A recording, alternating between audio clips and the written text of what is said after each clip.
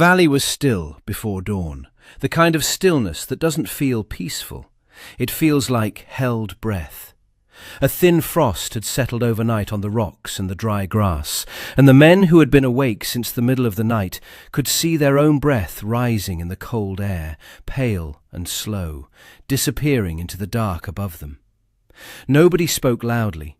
Even the horses were quiet. On the ridge to the east, the sky had begun to separate from black into something closer to deep blue, that narrow window of early morning when shapes start coming back to the world, but colour hasn't arrived yet.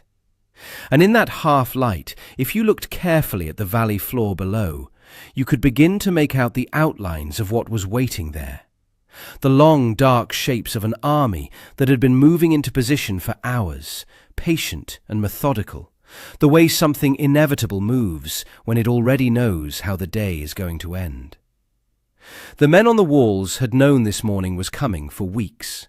They had prepared for it, prayed for it to be delayed, and watched it arrive anyway.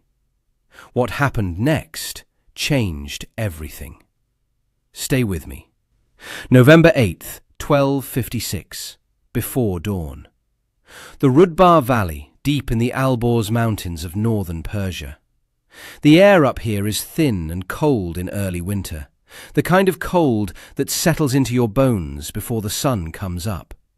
The valley below is dark, the peaks above are darker, and on a rock face several hundred feet above the valley floor, carved into the mountain itself, sits a fortress called Maimun Diz, the Serpentine Fortress.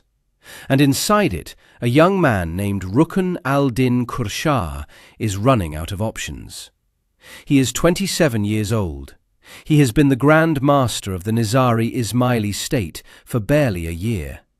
And when he looks out from his walls in the pre-dawn dark of November 8th, what he sees below him is not just an army. What he sees is the full weight of the Mongol Empire, camped in his valley, surrounding his mountain, waiting. He had been hoping for snow. At this altitude, at this time of year, the first serious snowfall usually comes in November. Mountain passes close, supply lines freeze, armies stop moving.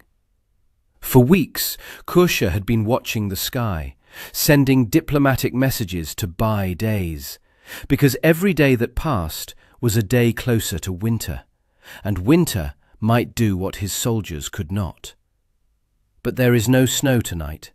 The ground is dry, the passes are open, and in the darkness below he can hear the Mongol engineers positioning their siege engines. The force down there, by order of the great Khan Mongke himself, represented roughly 2/10 of the entire Mongol Empire's fighting strength. Historians estimate somewhere between 100,000 and 138,000 troops, drawn from Mongolia, China, Georgia, Armenia, and a dozen other places. A multinational army of conquest that had spent the last 3 years methodically dismantling the outer defences of Kursha's state, one mountain fortress at a time. And they brought Chinese engineers with them. Engineers who knew how to build siege weapons that could crack open a mountain if you gave them enough time. Against that, Kursha had his fortress. He had his garrison. He had the steep rock face that made direct assault nearly suicidal. And he had the legacy of a state that had spent 166 years making powerful men afraid to sleep soundly. The Nizari Ismaili state was not an empire. It was a knife, small, precise, and terrifying in the right hand.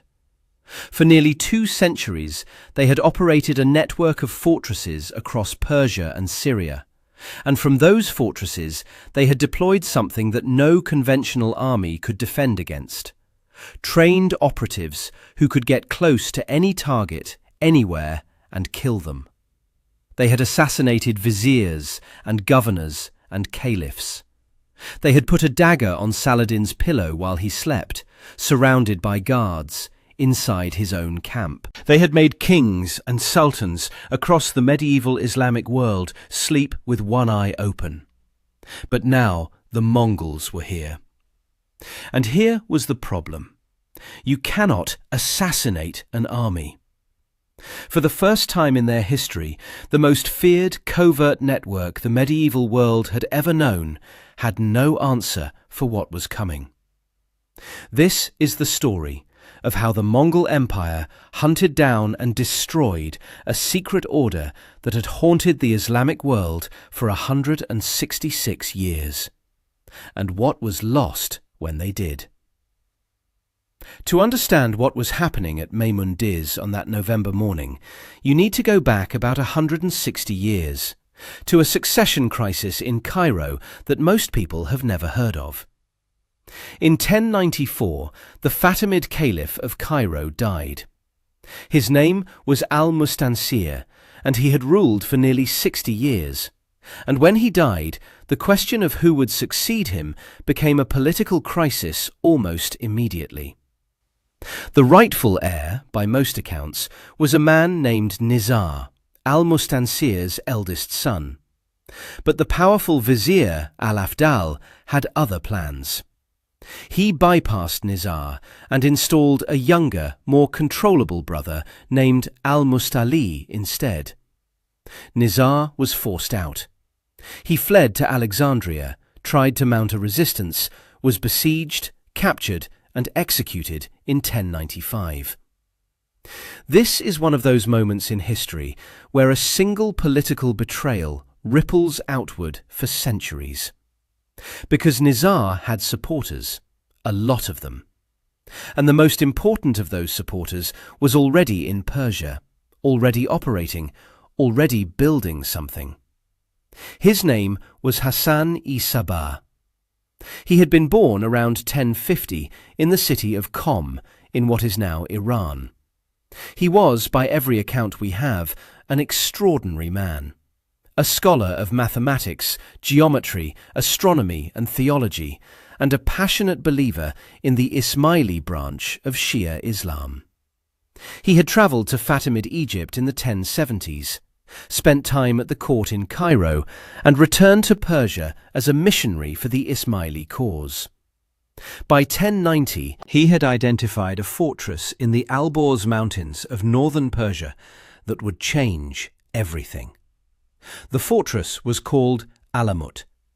The name, in the old Daylami language of the region, means something like eagle's nest or eagle's teaching, depending on who you ask. It sat at roughly 2,163 metres above sea level, on a rock face in the Alamut Valley, northeast of the city of Kazvin, about 100 kilometres from what is now Tehran. The only practical access path came from the northeast. The rock face below was several hundred feet of near-vertical cliff. The Seljuk Turks, who controlled Persia at the time, and who were the dominant Sunni power in the region, had a garrison there. Hassan did not take Alamut by force. He took it by conversion.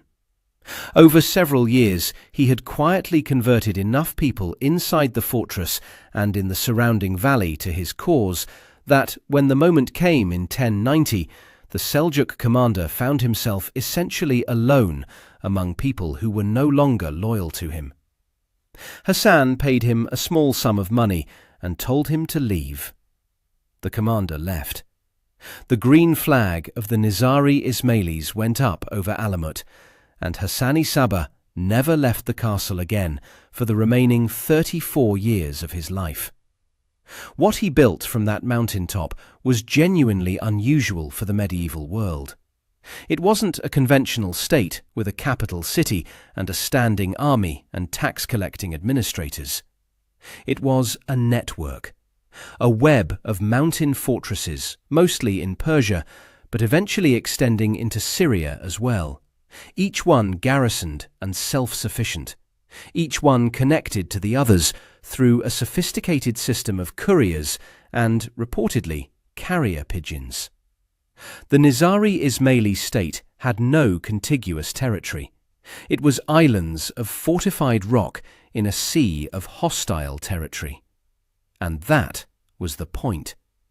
The sea of hostile territory was what defended them. You couldn't march an army to Alamut without crossing mountains and valleys controlled by people who didn't want you there. The administrative structure of this network ran through the Imam, Hassan himself, and then his successors, operating from Alamut as both religious and political authority. Below the Imam were the Da'i, the senior missionaries and administrators who managed regions. And below them, carrying out the most visible and most feared function of the entire organization, were the Fida'i, a word that translates roughly as self-sacrificers. Now, here is where you have to be careful, because the popular image of the Fida'i is almost entirely the product of their enemies and of one Venetian merchant's storytelling. Marco Polo, writing decades after the Order's destruction, described the Nizari leader luring young men into service by drugging them with hashish and showing them a garden paradise, then telling them they could return to paradise permanently by serving his cause. The word hashishin, meaning hashish users, was apparently used as a slur against the Nizaris by rival Muslim factions. From that, European sources constructed the word assassin, and then constructed an entire mythology around it. The reality, as far as historians can piece together from the sources that survived, which are almost entirely hostile to the Nizaris, is more interesting and more human than the myth. The Fida'i were trained operatives. They learned languages. They learned disguise. They could spend months, sometimes years, establishing a false identity close to a target before they acted. They were religious believers, not drug-fueled fanatics, who understood and accepted that their missions were likely to be fatal. Their weapon of choice was the dagger, used at close range, in public, because the point was not just to kill the target, but to demonstrate to everyone watching that no one was safe. The theatrical element was intentional. Their record over 2 centuries was significant. In 1092, the first major target, Nizam al-Mulk, the powerful Seljuk vizier and Hassan's primary political enemy, was stabbed by a Fida'i disguised as a Sufi holy man while the vizier was travelling to his harem.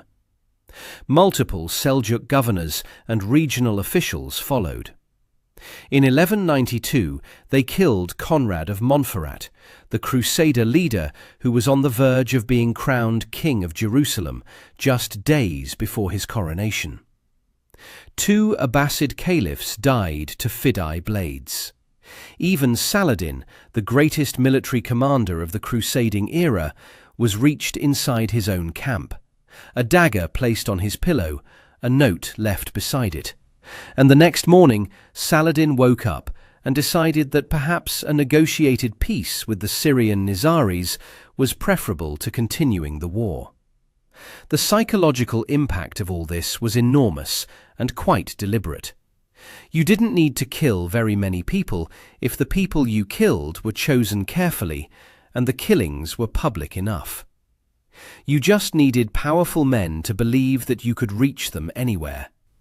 And for roughly 150 years, that belief held. But by the 1240s and 1250s, the world the Nizaris had operated in was changing in ways that their tactics couldn't fully address. The Mongol Empire had been expanding westward since the campaigns of Genghis Khan. By the time of Möngke Khan in the early 1250s, the Mongols had already conquered Central Asia, large parts of China, Russia, and Eastern Europe. Möngke had a clear agenda for the Western campaigns.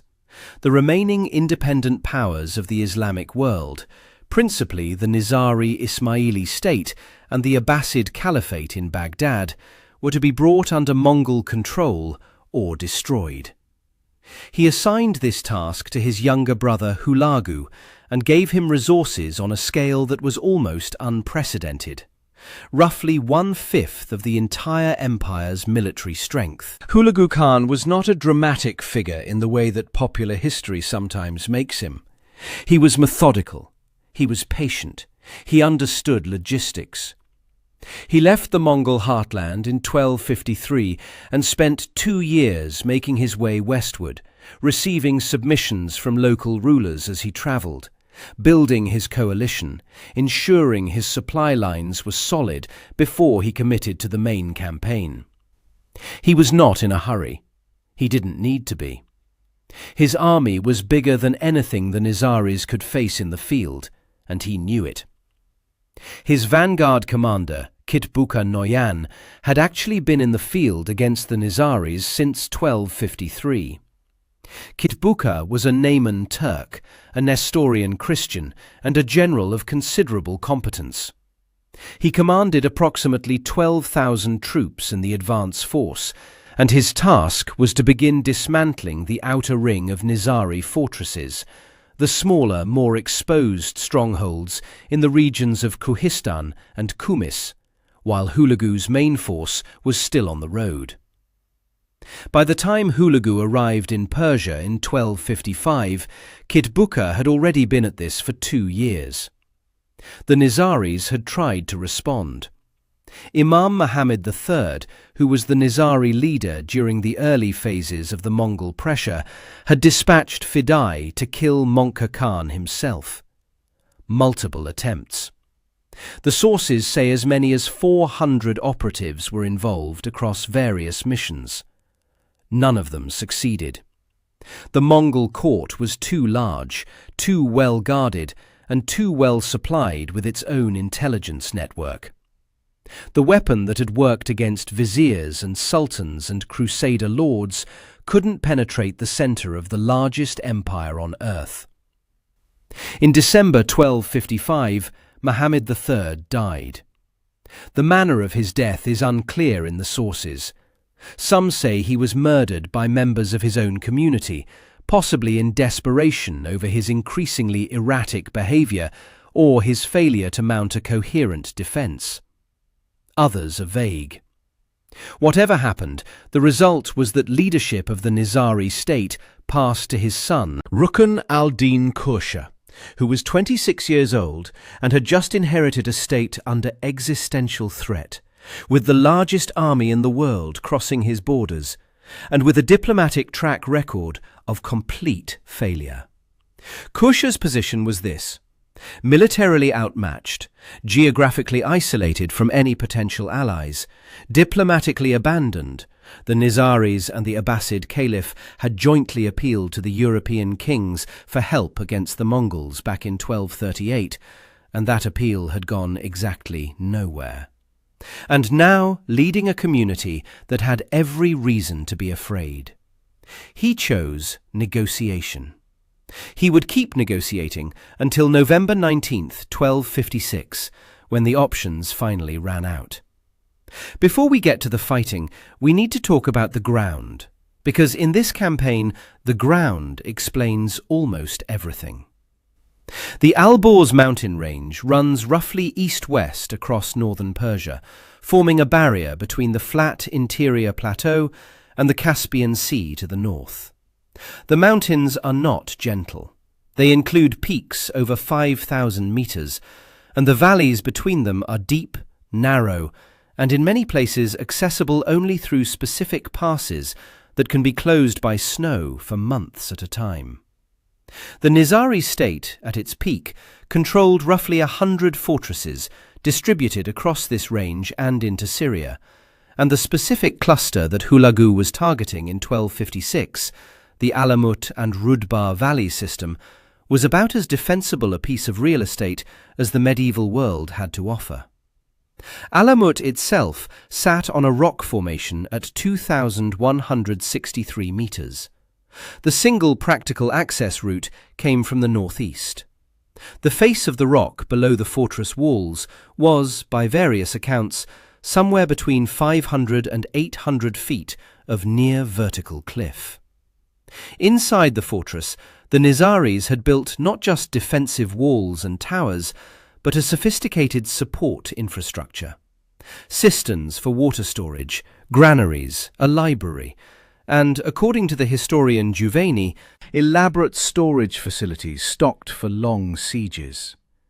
The place was designed to hold out almost indefinitely against conventional assault.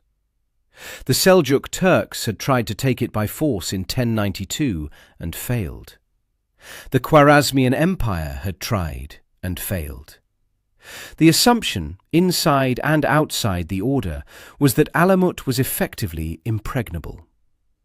Maimun Diz, the Imam's personal residence, was a few kilometers away in the same valley system, cut into a cave complex in the mountain face. Smaller than Alamut, perhaps less heavily fortified, but still occupying high ground with extremely limited approaches. Then there was Gerdku. This one was different. Located in the Talakan Mountains, its Persian name translates roughly as turning mountain or rotating mountain, apparently describing the way the fortress was positioned on its rock, and it was surrounded by a triple system of thick walls. Kitbakar had been trying to reduce Gerdku since 1253 and had not managed it. By the time the main campaign against Alamut was wrapping up in late 1256, Gerdku was still holding out. It would continue to hold out for another 14 years. But here is the strategic problem that the geography created for the Nizaris, and it is a problem that no amount of individual fortress strength could solve. Each of these castles was isolated. The valleys between them were not under Nizari control. They were surrounded by territory that the Mongols could move through freely. A garrison at Gerdku could not send troops to relieve a garrison at Maimun Diz. A garrison at Alamut could not march to the defense of a fortress in Quistan. The network that had been the Nizari state's greatest strength, the fact that it was distributed, that it had no single capital city that could be captured to end the war, was also its greatest weakness when facing an enemy large enough to besiege multiple fortresses simultaneously.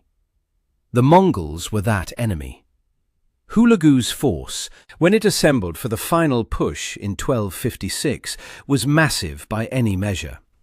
The total numbers are hard to pin down with precision. Medieval sources have a well-known tendency to exaggerate army sizes. But the scholarly consensus puts Hulagu's total Western campaign force at somewhere above 100,000 men, with the contemporary Persian historian Juveni's account suggesting the equivalent of 2/10 of the empire's available military strength. It was, by most assessments, one of the largest armies the Mongol Empire ever fielded for a single campaign. The composition of that army reflected the Mongol Empire's extraordinary ability to absorb and deploy specialized military talent. The core were Mongol cavalry, fast, highly mobile, devastating in open-field combat, trained from childhood in composite bow tactics that could deliver accurate fire from horseback at ranges that infantry formations could rarely match. Alongside them were Georgian and Armenian auxiliary units, Persian local guides who knew the mountain passes, and, critically, Chinese siege engineers. The Chinese engineers are worth pausing on, because they were the factor that changed the calculus against mountain fortresses that had held out against everything else. The Mongols had begun incorporating Chinese military technology during the conquests of northern China, and by the 1250s they had siege engineers who could design, build and operate machines that were, frankly, beyond what most of the Islamic world had encountered. At Maimun Diz and Alamut, Juveni specifically mentions a weapon he calls a Kitayan device, Kitayan meaning Chinese, which was a heavy siege crossbow or arqueballista, mounted on a platform with a range and penetrating power that the Nizari garrisons had not prepared for. It could apparently hit targets at ranges where the defenders' return fire was ineffective. The Mongols also had conventional mangonels and trebuchets, which they brought up in pieces and assembled on site. Hulagu's siege methodology was not the rushed assault of an impatient army. It was the patient, methodical work of engineers who knew how to break down walls given sufficient time and equipment. For the final push on the Alamut and Rudbar Valley system in the fall of 1256, Hulagu organized his forces into 3 converging columns. The right wing, under the commanders Buka Temur and Kuka Ilgey, approached via Tabaristan, the region along the Caspian coast. The left wing, under Teguder and Kitbuka, came through Kuwar and Semnan from the east. And the central column was Hulagu himself, coming directly from the south. The 3-pronged approach was designed to prevent any Nizari forces from maneuvering between fortresses, to cut off any potential relief or escape, and to concentrate overwhelming force against each objective in sequence. What were the Nizaris doing while all this was being organized? Qurshah was negotiating. He had been negotiating almost continuously since taking power in late 1255. His strategy, such as it was, had several components. First, buy time. Request delays, send his vizier to Mongol commanders, express willingness to negotiate terms, do anything to slow the advance. Second, hope for winter. The Alborz in November and December could close passes and make siege operations difficult or impossible, and Qurshah knew this. Third, make conciliatory gestures without fully committing. In 1256, at Hulagu's demand, he had actually begun dismantling towers and battlements at Alamut, Meymundiz and Lamzar, physically reducing his own defences as a demonstration of submission. It was a desperate and ultimately self-defeating move. He was weakening his fortresses while simultaneously failing to secure any actual guarantee of safety in return. The situation inside Meymundiz in the fall of 1256 had another complicating element. Among the people in the fortress was the astronomer and scholar Nasir al-Din Tusi. Tusi was one of the most brilliant scientists in the medieval Islamic world. A mathematician, astronomer, philosopher, and theologian of the first rank. He had been living at Meymundiz for years, apparently not entirely by choice. Some sources describe him as essentially a prisoner of the Nizaris, who valued his skills but may not have given him the freedom to leave. Tusi had been in correspondence with the Mongols. He understood which way the war was going.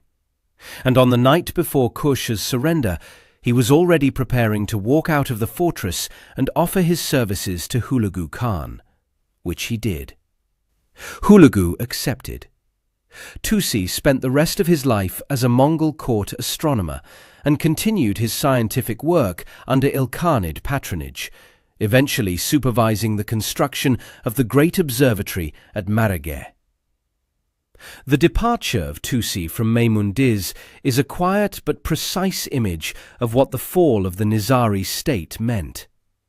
Here was the intellectual life of the fortress, its scholar, its scientist, choosing to walk toward the Mongols rather than defend the walls.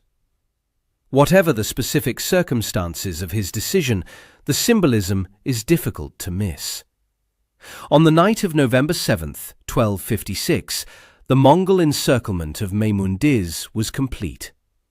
Qurshah had sent his vizier Kaikubad to Hulagu's camp one more time, offering to surrender everything except Alamut and Lamzar, and asking for 1 year's delay before Qurshah would personally appear before Hulagu. Hulagu rejected both conditions. The terms were unconditional surrender, all fortresses, no delays, personal appearance of the Imam. Qurshah was still inside Meymundiz.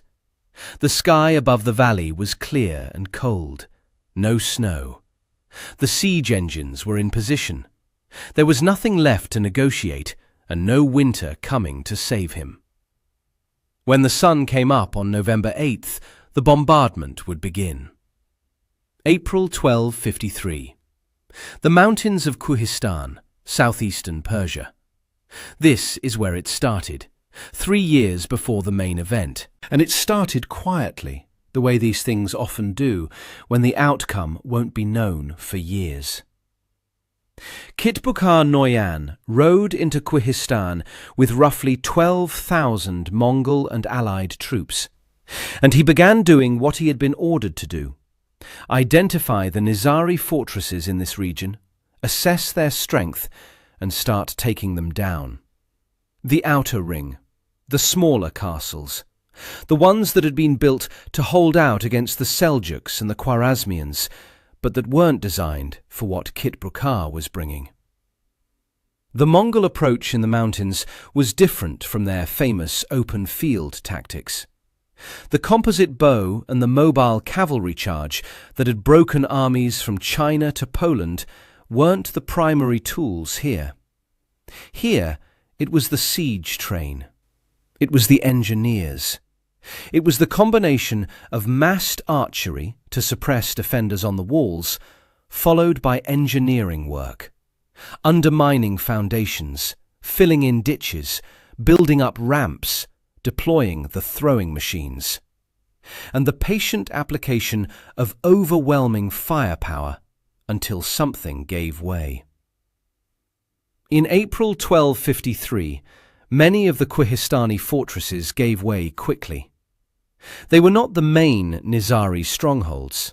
They were frontier posts, part of the outer network, and their garrisons were smaller and their walls were thinner. By July, Kitbukar had also hit the town of Tun, modern Ferdos, and Turshis. He pillaged them. He massacred much of the population. The Mongol tactic of deliberate terror, making the consequences of resistance maximally visible, was in full operation from the very beginning of this campaign. The message being sent was clear: submit now, or this is what happens. A few months later, in the same year, several castles in the Kumis region fell as well, their garrisons either surrendering or being overrun. The outer ring of the Nizari state was being stripped away methodically, piece by piece, before the main army had even arrived. Then came December 1253, and the first real sign that the Nizaris could still fight. Kherdku, the Turning Mountain. Kitbukar had brought his force to this fortress in the Talikan Mountains and had begun siege operations, and the Nizari garrison inside had been watching him do it. Then, on a night in December 1253, the garrison sallied. They came out of the fortress in the dark, hit the Mongol camp with everything they had, and when the fighting was over, 100 Mongols were dead, including an officer named Buri. It was a significant tactical success for the defenders, and it demonstrated something important. The Nizari garrison commanders were not simply waiting to die. They were actively looking for opportunities. But December also brought something else to Kherdku: cholera. The fortress was on the verge of falling, not to Mongol arms, but to disease, its garrison weakened and dying. The Nizari state responded by sending reinforcements from Alamut, supplies and fresh troops that arrived in the summer of 1254, and gave the garrison enough strength to continue the defence. Kherdku held, and it would keep holding long past the point when everything else had fallen. By the end of 1253, the picture was clear, even if the conclusion was still years away. The outer ring was crumbling. The Nizari state was losing its peripheral fortresses one by one. Kitbukar's force was too small to take the major strongholds, Alamut, Meymundiz, Lamsar were a different proposition than the frontier posts he had been reducing, but he had established positions, maintained pressure, and was waiting for the main army. In Alamut, the Imam Muhammad III understood the trajectory. His response was to deploy the weapon that had always worked before. He sent Fidai to the Mongol court, targeting Monk Khan himself. The sources say as many as 400 operatives were involved in various attempts over this period. None of them got through. The Mongol imperial court was not a medieval Islamic city where a patient man with a dagger and a convincing disguise could wait for a moment of vulnerability. It was surrounded by thousands of soldiers, served by people who had been with the Mongols for generations, guarded by a security apparatus that was specifically alert to this kind of threat.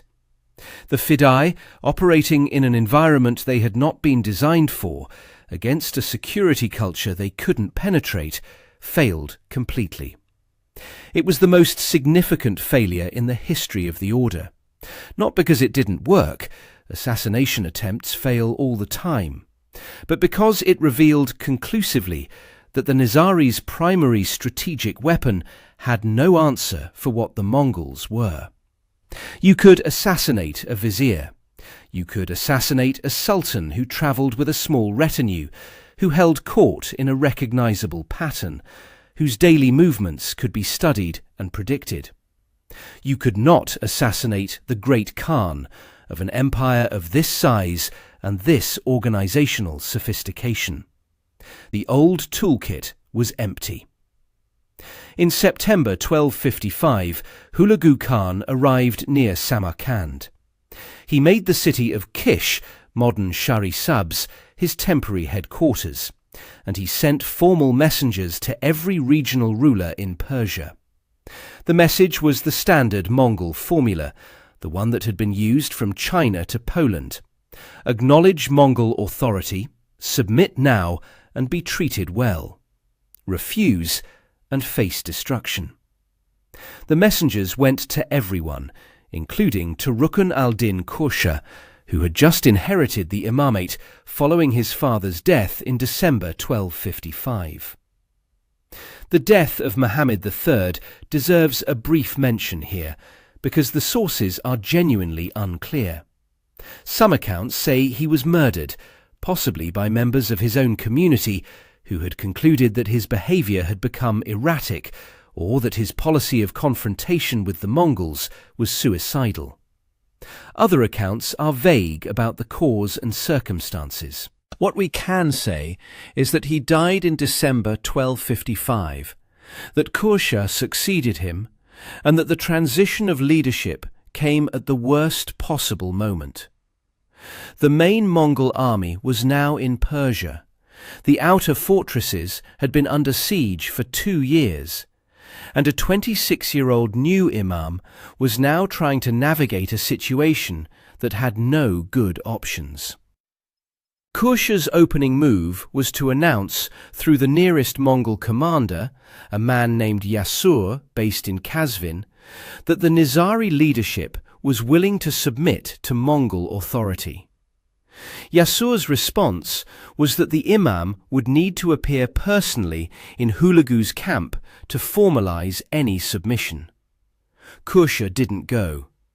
Instead, he began the pattern of delay and negotiation that would occupy the next year, sending representatives, making partial offers, asking for extensions of time, slowly dismantling some walls and battlements as gestures of goodwill, while holding the main fortresses. In early 1256, Hulagu crossed into Persia proper and entered the Nizari heartland of Kohistan. The systematic reduction of the remaining outer fortresses continued.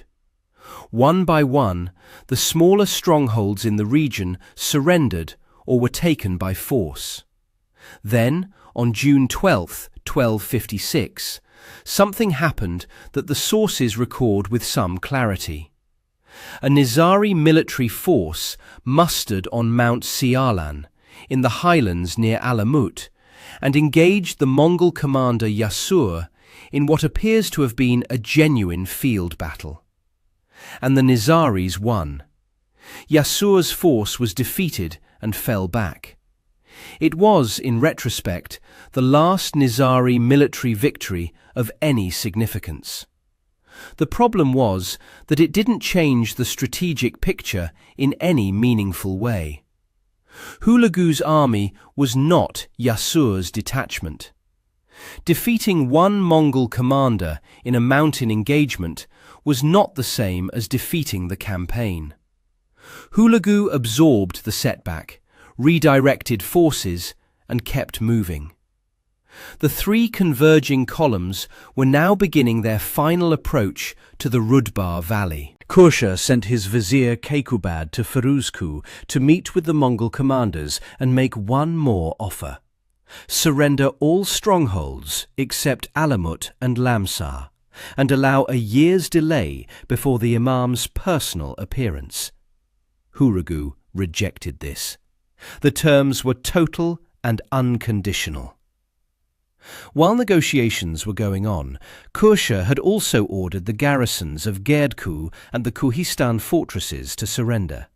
Some of them did, but the garrison of Gerdku continued to resist independently of whatever their imam told them to do. By late summer and early fall of 1256, Kursha could see the dust of three armies from the walls of Maimundiz. The right wing had come down through Tabaristan. The left wing had come through Kuwa and Semnan. And now the centre. Hulagu Khan himself was in the valley. The encirclement was almost complete. November 8th, 1256. Maimundiz. The sun came up over the Alborz that morning and found the Mongol siege train already in motion. The mangonels were positioned. The arqueballista, Juvayni's Kitayan weapon, the Chinese heavy siege crossbow mounted on a platform, was assembled and aimed at the walls. And then it began. The sound of a mangonel is not what most people imagine. It is not a sharp crack. It is a deep, grinding thud as the arm releases, followed immediately by the rush of the projectile through the air, and then the impact.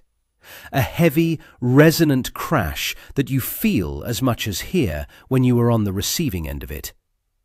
Now multiply that by several machines operating in sequence, dropping stone after stone onto fortifications that had not been designed with this specific level of punishment in mind. Add the arqueballista, a weapon the garrison had probably never encountered before, throwing heavy bolts at angles and ranges that made the usual defensive countermeasures less effective. Add the arrows from Mongol archers suppressing the walls, keeping the defenders from positioning comfortably. Inside Maimundiz, the garrison fired back. Juvayni's account specifically notes that there were significant casualties on both sides during these 4 days, which tells us the defenders were not simply absorbing punishment passively, they were returning fire with whatever they had, probably including their own mangonels and bows, trying to hit the engineers and damage the siege machines. The Nizari garrisons were not untrained. They had been defending mountain fortresses for 160 years, and they knew their craft. But the Chinese arqueballista was different. Its range and penetrating power meant the Mongol engineers could operate at distances where the defenders' conventional weapons were losing accuracy. And the psychological weight of a weapon you have no counter for is significant on its own. After the first day, after the second day, as the walls took damage and the garrison took casualties, and the relief that wasn't coming didn't come, the pressure inside Maimundiz would have been building in ways that stone walls can't fix. On November 18th, day 10 of the siege, day 4 of the direct bombardment, Nasir al-Din Tusi walked out of the fortress and surrendered to the Mongols. The scholar, the astronomer, the most brilliant mind inside those walls. He came down the path from the fortress, walked into the Mongol camp, and offered his services to Hulagu Khan. Think about what that moment communicated to everyone watching. The man who had been the intellectual heart of the fortress had concluded that the Nizari cause was finished and that his future lay with the Mongols. Whether he was a prisoner who had been looking for an escape, or a pragmatist who made a calculation, or something else entirely, his departure was a signal that even those inside Maimun Diz who had choices were making them in favour of the Mongols. November 19th, 1256. The next day, Rukn al-Din Kursha emerged from the fortress. He surrendered. The 27-year-old Grand Master of the Nizari Ismailis state, the 27th Imam in the line that traced itself back through Hassan-i-Sabah to Nizar to the Prophet's family, came down from Maimun Diz and presented himself to the Mongol commander. The fortress was immediately demolished by Mongol engineers. Whatever had stood there, the walls, the towers, the cave complex, the rooms where the Imam had conducted the business of his state, was reduced to rubble. Hulagu now had what he needed. He had the Imam, and the Imam's authority, the central organizing principle of the entire Nizari network, the thing that made the Fidai willing to die and the garrisons willing to hold, could now be turned against the order itself. Hulagu forced Kursha to send the surrender order to all remaining Nizari castles. The Imam's authority, the same authority that had bound the Fidai to their missions for 160 years, was now the instrument of capitulation. He surrendered. The Imam surrendered, and the fortresses had no choice but to listen. Most of them did. Hulagu sent the Mongol prince Balagai with a force to the base of Alamut, the castle that Hassan-i-Sabah had taken by conversion in 1090, the Eagle's Nest, the headquarters of the entire state for 166 years. Balagai's message to the garrison commander, Muqaddam al-Din, was direct. Surrender within 1 day, and the lives of those inside would be spared. Inside Alamut, Muqaddam al-Din had a choice that his Imam had already made for him. He had the order from Kursha. He had the Mongol army at the base of the cliff. And he had a fortress that, this is worth emphasizing, was militarily better positioned than Maimun Diz. Alamut's rock face was steeper, its access more restricted, its defences more complete. Juvaini himself noted that compared to Maimun Diz, Alamut was far better fortified and could have withstood assaults for considerably longer. Muqaddam al-Din chose to obey the Imam. He and his garrison descended from the fortress. December 15th, 1256. They came down the only path, the northeast approach, and the Mongol forces moved up behind them. Balagai's troops entered Alamut and began its demolition. Then Juvaini went in. Ata Malik Juvaini was a Persian administrator who served in Hulagu's court and who would later write The History of the World Conqueror, one of the primary sources for this entire campaign. He surveyed the library at Alamut before the demolition was complete and selected what to save: the Quran, astronomical instruments, some scientific texts. He was apparently making genuine curatorial decisions, not simply burning everything indiscriminately.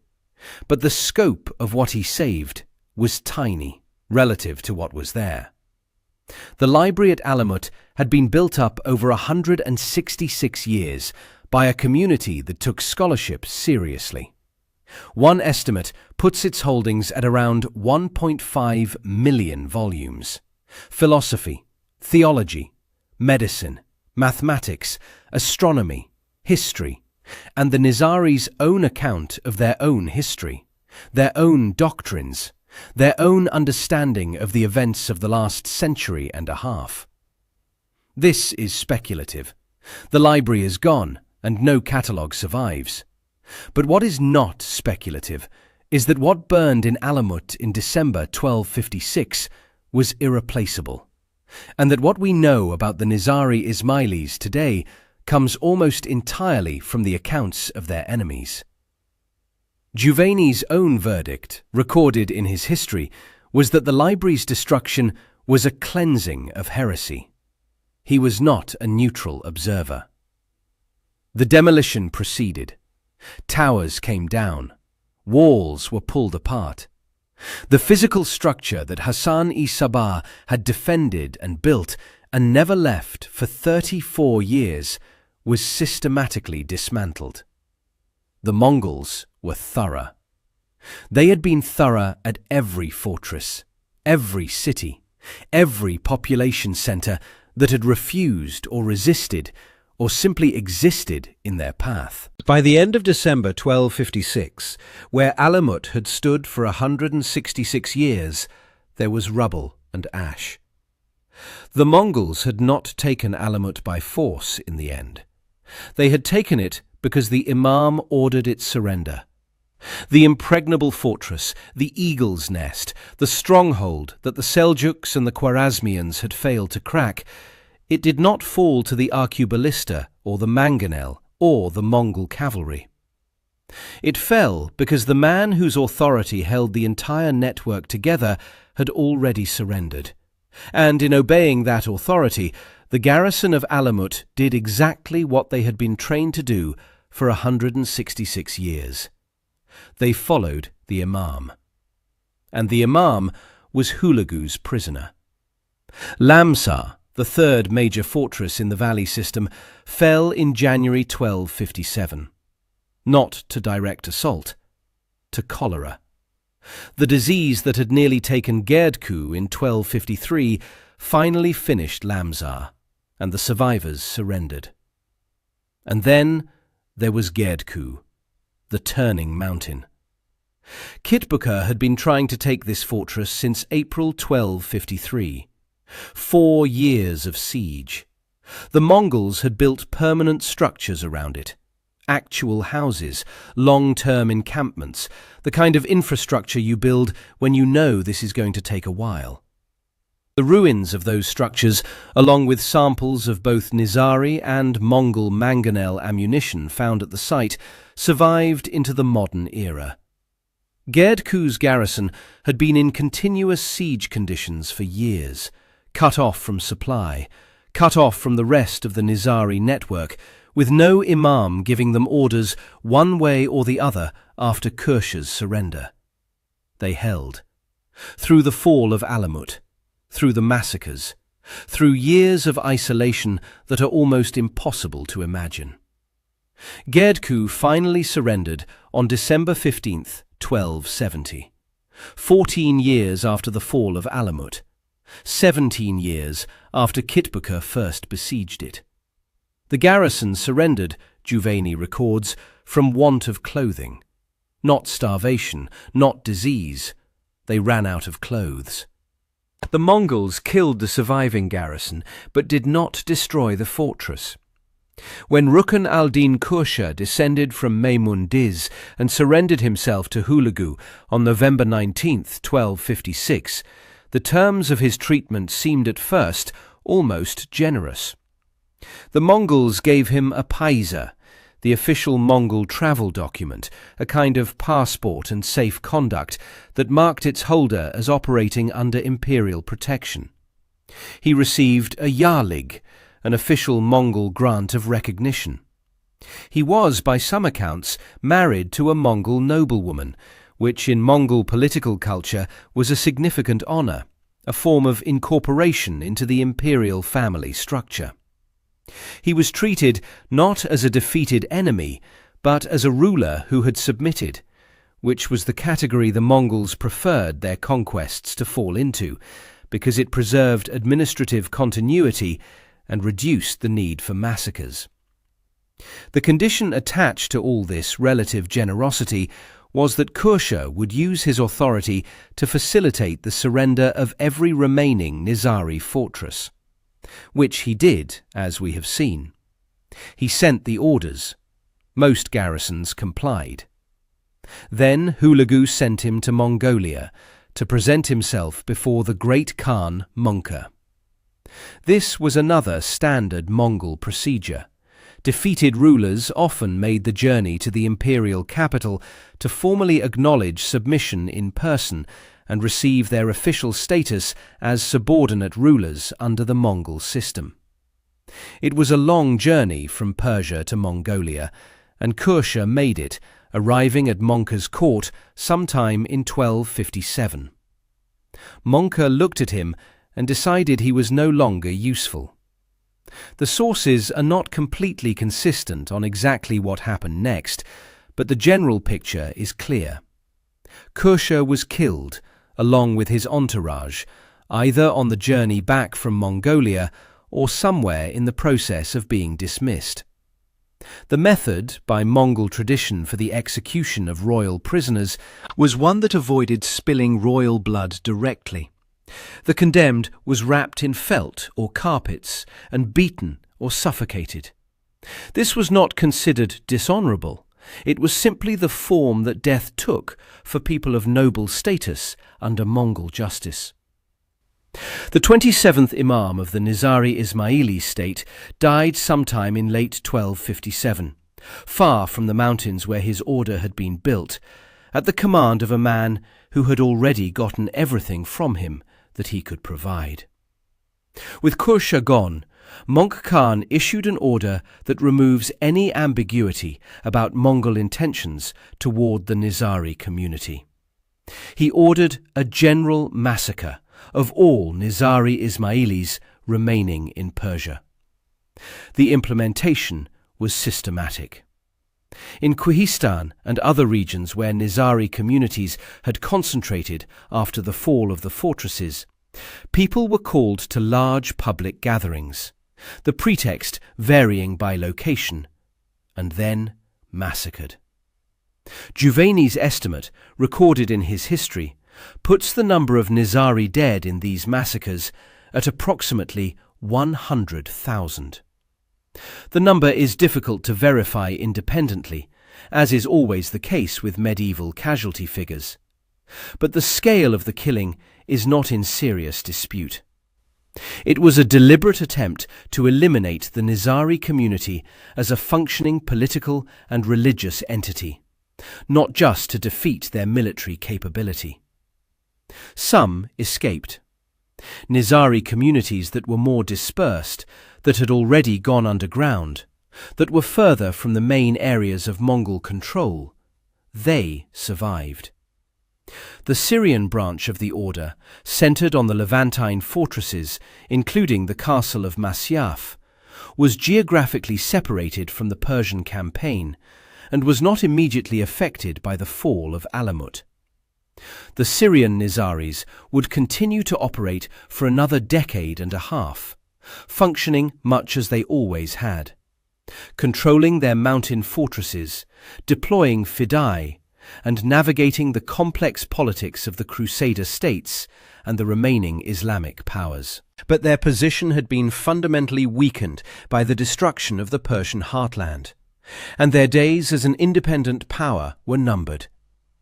If you could have looked at the Rudbar Valley in the weeks after December 1256, what you would have seen was this: rubble on the rock faces where the fortresses had stood, Mongol encampments settling into winter quarters in the valley below, the paths between fortresses empty of the couriers and garrison troops that had moved through them for 166 years. The elaborate storage systems inside Alamut, described by Juvayni with some detail, were presumably stripped of anything valuable before the walls came down. The astronomical instruments from the library that Giovanni saved were eventually transported to Maraja, where Nasir al-Din Tusi would use them in the construction of the new observatory under Mongol patronage. The rest, the manuscripts, the Nizari histories, the theological treatises, the records of 2 centuries of operations that would have told historians exactly who the Fidai were and what they believed and how they operated, was ash. The snow that Kursha had been hoping for came eventually, as it always does in the Alborz. It covered the ruins. It closed the passes that had stayed open just long enough for the campaign to complete before winter. The silence that settled over those valleys that winter was the silence of an organization that was no longer there. Gerdku held. In those snowed-in mountains of the Talakan Range, the garrison of the Turning Mountain kept their walls and their weapons and their determination, surrounded by a permanent Mongol encampment that was now as much a part of the landscape as the fortress itself. They would hold for 13 more years after Alamut fell. When Gerdku finally surrendered in December 1270, from want of clothing in the Alborz winter, the last Nizari garrison in Persia walked out of their fortress and were killed. The Mongols did not destroy the fortress.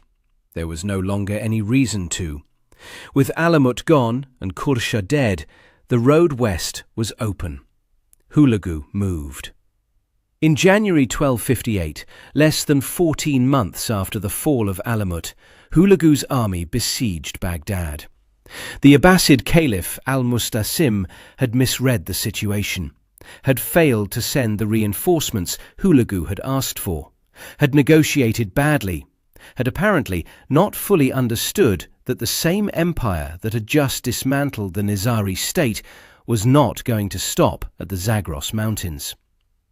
The siege lasted 13 days. Baghdad fell on February 10th, 1258. The Caliph surrendered and was subsequently executed in the Mongol manner, wrapped so no blood touched the ground. The city was sacked for a week. The libraries, the hospitals, the canals, the infrastructure of what had been the intellectual and administrative capital of the Islamic world for 5 centuries, much of it was destroyed or severely damaged. Estimates of deaths in the sack of Baghdad range from tens of thousands to over 1 million. The truth is almost certainly somewhere in between, and almost certainly beyond what any number can meaningfully convey. The destruction of the Nizari state in 1256 and the Abbasid Caliphate in 1258, within 2 years of each other, effectively ended what historians call the Islamic Golden Age in the Eastern Islamic world. The 2 institutions that had between them preserved and generated much of the scientific, philosophical and cultural output of the medieval Islamic world were gone. The libraries were ash. The scholars were dead or scattered. The organizational structures through which knowledge had been transmitted and accumulated for centuries had been dismantled. But here is the thing about the Nizari story specifically that gets lost in the larger catastrophe. The Fidai, the assassins, the Hashashin, whatever you want to call them, represented something that no other medieval organization had quite managed to develop so deliberately. They built a system of covert political influence that operated across borders, across religious lines, and across more than 2 centuries. They had no conventional army. They had no significant territory. They were, by almost any conventional measure, a small and marginal community, surrounded by enemies on every side. And for 166 years, they made the most powerful rulers in the medieval Islamic world afraid to act against them without calculating the personal cost. That is not nothing. Their destruction also illustrates something important about the limits of asymmetric warfare that is worth stating plainly. The Fidai strategy worked against states and rulers who had vulnerabilities, who travelled, who held court, who could be reached by a patient and determined operative willing to die. It worked, in other words, against the kind of power that a single human being could be convinced to embody. It had no answer for an empire. Not because empires are invulnerable, but because the Mongol Empire of the 1250s was not organized around the decision-making of any single reachable individual in the way that a Seljuk vizier or an Abbasid caliph was. Kill Monk Khan, and there were 3 brothers ready to fight each other for the succession. The system continued. The Fidai had no model for attacking that. The Syrian branch of the order survived under increasingly constrained circumstances. By 1273, the Mamluk Sultan Baybars had brought the Levantine Nizari fortresses under his control. The Mamluks did not destroy the order. They found it useful. According to the later account of the traveller Ibn Battuta, the Syrian assassins in the 14th century operated essentially as contract killers for the Mamluk Sultanate, with a fixed rate of pay per mission. The fearsome independent order that had put daggers on the pillows of sultans had become, within a generation of Alamut's fall, a tool of the very kind of state power it had spent 2 centuries trying to counterbalance. And yet, the Nizari Ismaili community survived. Not the state, not the fortresses, not the Fidai, but the religion, the imamate, the line of imams that traced itself back through Hassani Sabah to Nizar to the Prophet's family. It went underground, it dispersed. Communities survived in Persia, in Syria, in Central Asia and South Asia, maintaining their religious identity through the long centuries of Mongol and then post-Mongol rule. In the 19th century, the imamate resurfaced publicly in Persia with the first Aga Khan. The line has continued unbroken to the present day. The current imam, the 49th in the succession that began with the 1094 crisis in Cairo, is Shah Karim al-Husseini, Aga Khan IV, born in 1936, educated at Harvard, residing in Geneva. He leads a community of roughly 15 million Nizari Ismailis in more than 25 countries. The word assassin entered every European language from the Arabic slur thrown at the Nizaris by their enemies, and it remains in use today in every context, political, criminal, military, having long since separated from any connection to the people who gave it its origin. It is, in a strange way, the most permanent monument to an organization that was almost entirely erased from history by the people who defeated it. A word that outlasted the fortresses, the library, the Fidai, and the state itself, carrying forward nothing of the actual history but the echo of the fear. Centuries later, the ruins of Alamut still stand in the Alborz Mountains, northeast of Kazvin. You can hike to them. The path up is steep, more than 400 steps cut into the rock face at a roughly 35-degree slope, and the elevation means you feel it in your lungs. The rock that Hassan Sabah stood on when he raised the green flag in 1090 is still there. The valley below is quiet. The peaks around it are unchanged. And somewhere in those stones, in the rubble that the Mongol engineers left behind in December 1256, is the library that burned. The one that would have told us, in their own words, who they really were, what they believed, and how a community of mountain-dwelling religious scholars built the thing that taught the entire medieval world to be afraid of a knock at the door. That library is gone. We are left with the ruins and the enemy's accounts, and the ruins of the enemy's accounts. But the mountains are still there. The rock is still there. And on a quiet November morning, when the cold comes down off the Alborz before dawn and there is still no snow, you can stand at the base of that cliff and understand, without too much imagination, exactly what Rukn al-Din Qurshah was looking at when the Mongol siege engines began to move in the dark below him, and exactly what he lost when the sun came up. So that's where the story ends, and if you've stayed with us all the way to this moment, honestly, that means something. It tells me that somewhere in this story, something touched you. Maybe it was the image of a community that refused to disappear even when everything was taken from them. Maybe it was the quiet tragedy of a library burning, all those voices silenced before they could speak for themselves.